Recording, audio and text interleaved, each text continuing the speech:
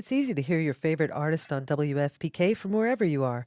Listen on your smart speaker, live stream from our website at WFPK.org from Louisville Public Media.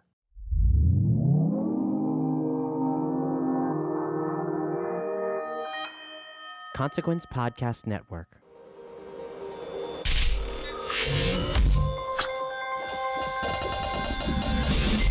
Hey, welcome to another edition of Kyle Meredith with the interview series presented by WFPK, Independent Louisville at WFPK.org, Consequence of Sound, and the Consequence Podcast Network. Want to say hello to all the subscribers. Thank you so much for checking us out every single week. I know it's a lot of interviews to keep up with. A new one every Monday, Wednesday, and Friday. I really do appreciate all the comments you've left in the various places you get your podcast from. Hopefully you get inspired to give the series a rating and a review. Those are always huge helps. And if you're not a subscriber, now is a great time to hit that button. You can do so wherever you get your podcast from, any of your favorite spots, your preferred listening device. Hit that subscribe. Keep up with us. I'm Kyle Meredith, and today my guest, the band Triumph. I'll be talking with Mike Levine about the 30th anniversary double vinyl package of the 1989 collection called Classics. This is a greatest hits deluxe edition that's came out with two new live tracks added onto it. The Never Surrender from the US Festival back in the 80s, and Blinding Light show with Moonchild, which comes from their reunion show in 2008 at the Sweden Rock Festival. So we're going to talk about both of those shows, what made them kind of center in on those songs to include on this package, and how that set speaks to us 30 years later. We'll talk about a few of the songs like Rock and Roll Machine, which had that great punk influence really before punk had even taken off, and Somebody's Out There, a single that became their highest charting single right as the band was falling apart. Mike's going to give us the stories there as well, and the news on an upcoming documentary. In fact, they've got a documentary coming out next year, and for this documentary, the band actually got back together for one show in front of 300 lucky superfans. So I want to hear what that experience is about, and if that's going to lead to even more live shows. That's a lot of work you put into a rehearsal for just one show, Mike. But we'll definitely get the update there. Talking about this 30th anniversary double vinyl package of classics. It's Kyle Meredith with Triumph. Hey, Kyle, how are you? I'm great. It's a pleasure and an honor to talk to you, man. Thank you very much. Yeah. We're talking about the 30th anniversary of the Classics record, the greatest hits record that came out in 1989. You guys releasing the 30th anniversary double vinyl package. It's kind of fun. You know, a lot of times it's the spotlight goes on a certain album, so it's kind of fun putting the spotlight on a greatest hits like this. Was it just the anniversary rolling around that made you guys decide to do it? No, there was just a whole bunch of things going on. You know, we've had actually a very busy year for a band that's not really touring or recording. But you know, we're inducted into Canada's Walk of Fame this year, which is it's a huge national honor. Mm-hmm. And there's a documentary being filmed as well that's been ongoing now for a year and a half. And we thought, you know, it's like the Classics album never really got its due because it was called what we called in the industry a recording contract commitment when you're leaving a label. Right, so they spend as little money as possible, make the vinyl out of ground-up dinky toys, and it just never, you know, there was no packaging, there was no nothing. So we thought, you know, it's time to really do a nice package on it. So that's how it happens. Nice silver vinyl, gatefold. It sounds great. I mean, I'm knocked out how good it sounds. And you got the two extra the live tracks on here that weren't on there originally. We're talking about Never Surrender, which was live from the US Festival, and a Blinding Light show with Moonchild that comes from the reunion show. So two very different eras of Triumph right here. What's why those tracks? And I'll even ask what stands out, especially about Never Surrender and that US Festival date, which has kind of become mythological in your all's career. Yeah, you know, it was. In order to get a really good level on a 12-inch album, you should never put more than 18, 19 minutes aside on it. You know, otherwise you get distortion. You know, your level's not as strong, your bass isn't as good, all that kind of thing. So a lot of acts, apparently, this is the research that people gave back to me, that a lot of acts, when they do double vinyl, on the fourth side, there's nothing there except the big logo that takes up the whole thing. So there's no music there. So I went, well, that's a little crazy. Let's put some music there, because really we had nothing to put on there from the greatest hits. It was already filled up. So, well, why don't we do something from the US Festival, and Never Surrender, I think, which was just smoking. I mean, we played great that day. It was, we were noted for the big show and all the special effects and everything. We played bare naked daylight, and we butt-ass kicked, I'll tell you. It was just sensational.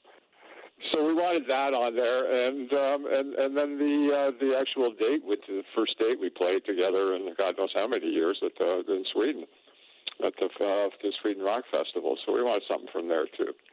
So at the end result, I think it's a really cool listening experience, and I think for those that don't buy it just as a souvenir and actually listen to it, it would be kind of fun to get up and turn a record over on your turntable. Right. Yeah, and kind of a lot of people have no idea.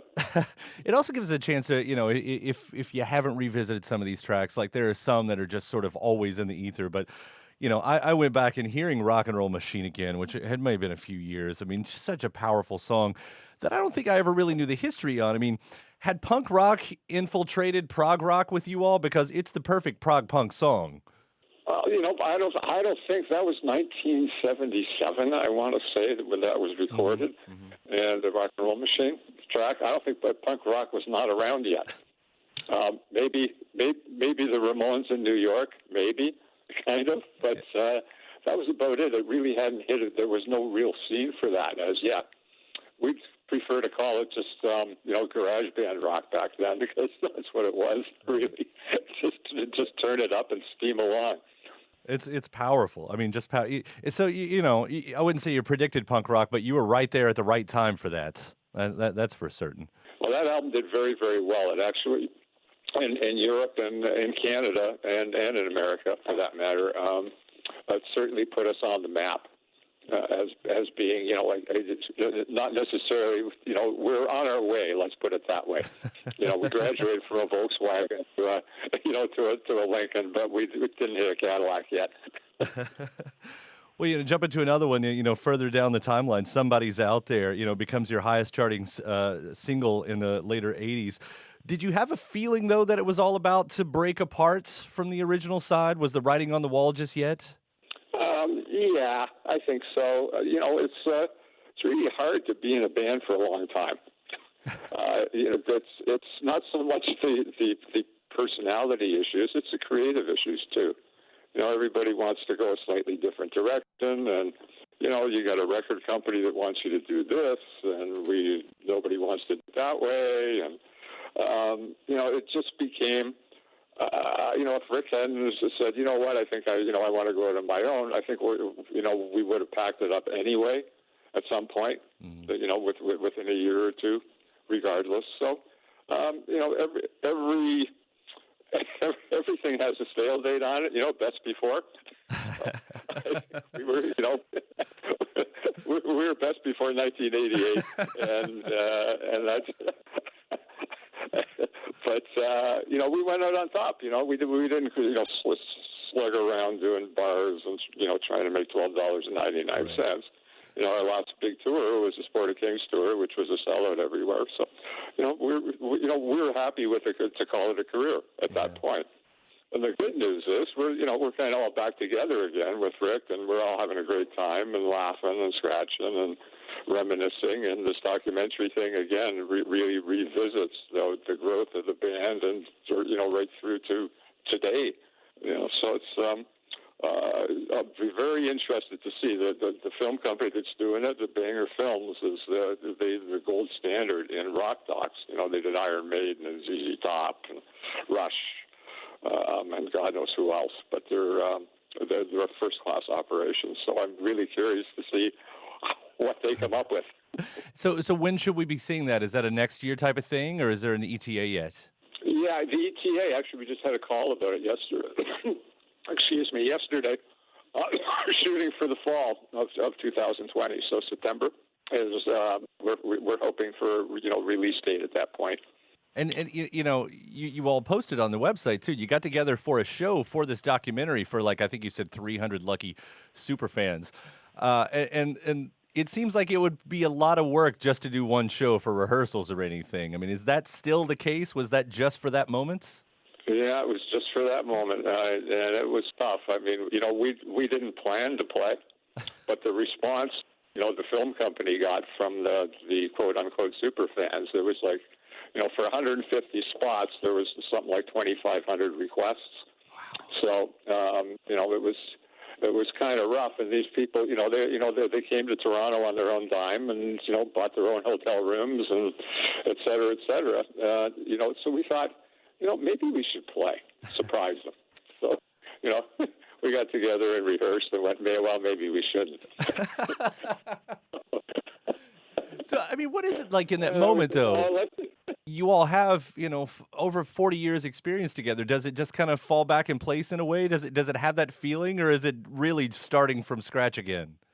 No, it took maybe three go-arounds, three solid rehearsals, and we just looked at each other and said, hey, we're not too bad, repeat again.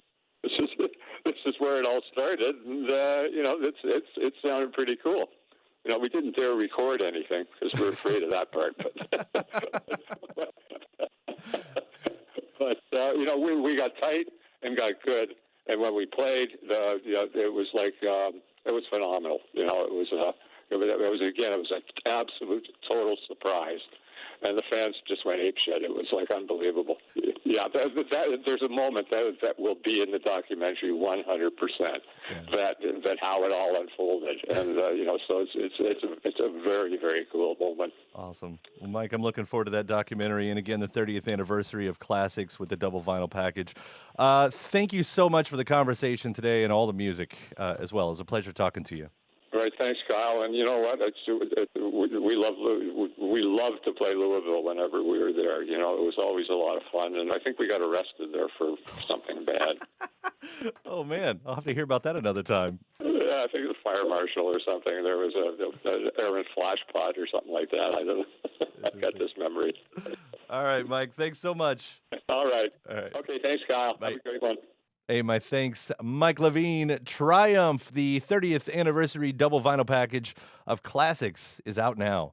And as he mentioned, look for that documentary coming out possibly next August. And a big thanks to you for checking out the series. Again, if you're already a subscriber and you want to go ahead and give the series a rating and leave a review, as they're always a huge help. And if you're not, please do hit that subscribe button. You can grab us anywhere you get your favorite podcast from. Just grab your preferred listening device, hit that subscribe button. It is the best way to keep up with all of your favorite artists and what they're up to right now. And then after that, head to WFPK.org, where I do a show Monday through Friday at 6 p.m. Eastern.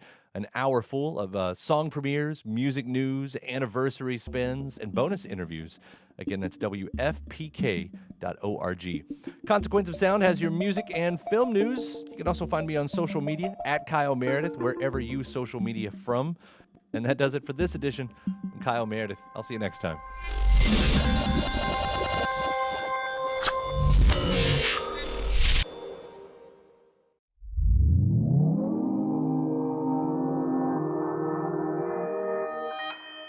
Consequence Podcast Network. Hey, I'm Jen, and I love horror movies. I'm Mikey. I'm dead inside it. I also love horror movies. And we really like to torture our friend Todd because he hates horror movies. That I do. And that's why they call me the horror virgin. That's the only reason we call him that. I'm not, no other reasons at all. None at all. Blanket. Whatever. So every week we take him through the encyclopedia of horror, the good, the bad, the ridiculously Jack Frosts. And then we make fun of it more or less. Or explain its deceptive feminism. Oh. Yeah, exactly. That's what I do. That's my thing. And I'm the funny one.